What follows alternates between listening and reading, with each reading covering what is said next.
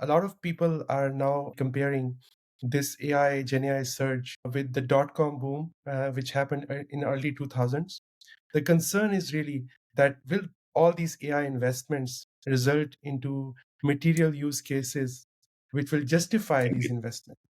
So, with that context in mind, what are the GenAI use cases you are really excited about for enterprises? The impact of GenAI is and will be everywhere in the enterprise. And specifically, if I were to drill down into, let's say, the top few use cases, right, the horizontal use cases. So I would say customer experience and support. The amount of time, energy, and cost that we are spending on this today, a lot of this will be taken care of and it will elevate the customer experience. Use case number two I can think of is product or software development and IT. I think Gen AI and large language models and products like Glean will have a significant impact on that. Creative content and generating media or sales intelligence. The ones that I spoke about right now are what I call horizontal use cases. Then there are vertical use cases. To summarize, I think that there is the impact we are already seeing.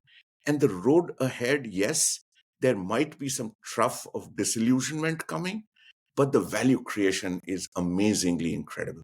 To give you an example, the average handle time at a large contact center has been reduced by 17 seconds. A large team of software engineers, their VP Eng is claiming, and we are demonstrating 40% years of engineering time saved on account of Glean. So, yes, there are many examples of where executive leaders at our customers are seeing the value that we are driving. And the value is on cost reduction, value is on revenue generation, value is on customer experience.